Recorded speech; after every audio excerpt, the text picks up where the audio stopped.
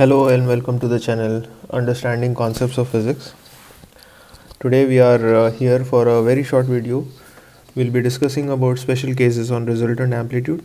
We have total 3 cases to discuss: case 1, case 2 and case 3.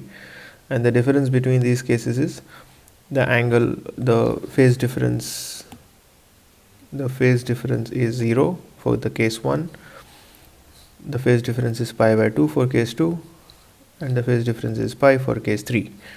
So we'll be discussing all these 3 cases in this video. Let's just quickly start then.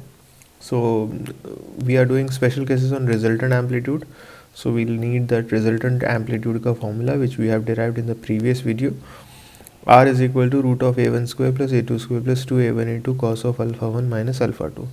When we say that the phase difference is 0, we mean that if this is this SHM whose displacement ka graph looks like this, and there is this another one which is having the similar kind of a wave function, and the amplitude for this one is a1 and the amplitude for this one is a2, and the phase difference is 0, that means the peak of the second one is overlapping on the peak of the first one.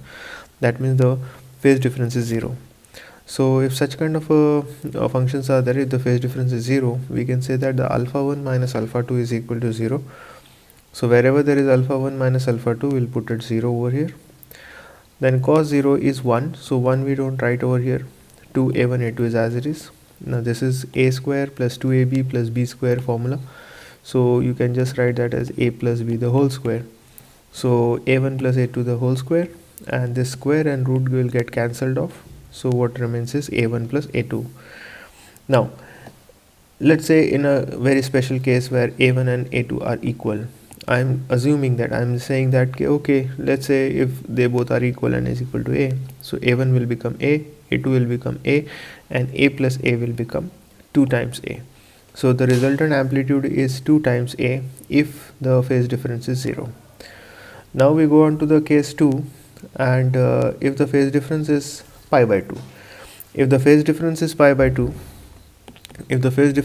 by 2, so my alpha 1 minus alpha 2 is equal to pi by 2. Now when I say that way, I mean to say that let's say if this is one wave and this is one displacement, this is your displacement of x1 and this is your displacement for x2. But then the problem is this graph starts with a maximum and then it goes like this. So if you see this graph and this graph, the peak is different. So this is pi by 2 and this is 0. So the difference between these two peaks, one is at pi by 2 and the other is at 0. So pi by 2 minus 0 is pi by 2. So the phase difference is pi by 2. So if the differences in phase is pi by 2, how to get the resultant? Again, we'll be using the same formula. In place of alpha 1 minus alpha 2, we'll put a pi by 2. And we all know that cos pi by 2 is cos 90. Cos 90 goes to 0. So 0 into anything goes to 0. So this entire thing goes to 0. So this is not there. So what remains is a1 square plus a2 square. Now the reason I'm writing it with the red is that that's the difference between the first and the second one. The rest of the part remains same. Now you won't be able to cancel the square and root because mathematically this step is not valid. Next I am going to assume that let's say a1 and a2 is equal to a. Let's assume that it is a. So in place of a1 it is a, in place of a2 it is a. So a square plus a square is 2a square. So I get a root of 2a square, and a square and root will get cancelled, so a will come outside and root 2 will be remaining as it is. So a root 2 would be our resultant amplitude for a particle with phase difference of pi by 2. And lastly case number 3 where the phase difference is pi. So we'll be working same pi radians is alpha 1 minus alpha 2, and cos of this formula is same, and in place of alpha 1 minus alpha 2 I'll put a pi. So cos pi, now cos pi you should know it that cos pi is equal to minus of 1. So cos pi is minus 1, so this term goes like minus 1. So there is a minus 1 over here, there is a minus 1 over here. So this minus into plus is going to become minus. So plus into minus is minus. 1 we don't write it, so I've just removed that sign. Now this is like a square minus 2ab plus b square. So this was as good as a minus b the whole square.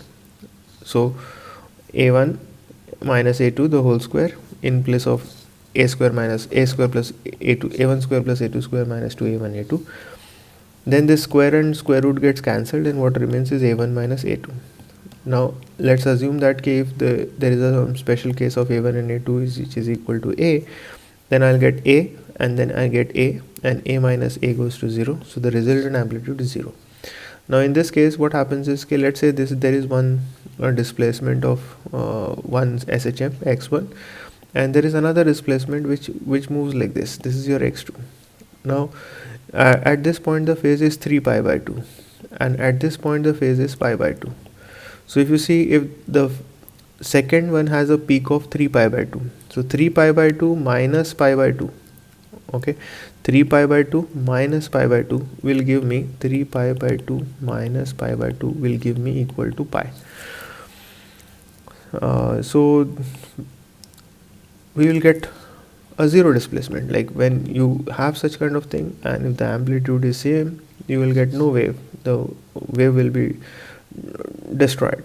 So that's why the reason the resultant amplitude goes to 0.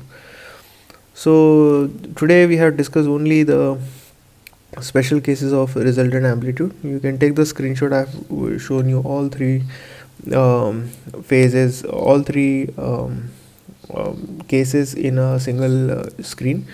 Also, like you might get a question where they might ask you for a different angle of phase, like they might ask you for pi by 6 or pi by 4 or pi by 3 or maybe some other angle. So you should be doing it in a similar manner. So this is what special cases on resultant amplitude is. So tomorrow we are going to start with a very important and a very repeated question which comes under many kinds of board, and that is the kinetic energy, potential energy, and the total energy of a particle in simple harmonic motion. So be with me for the next video, and we'll be starting with this topic, which is very recurringly asked in many of the boards, as well as you will be also understanding how to find out the kinetic and potential and total energy for SHM. Thank you so much. In case if you are still with me, subscribe the channel in case you have not done yet, and keep watching the videos from the playlist. Thank you so much. Have a nice day. Bye.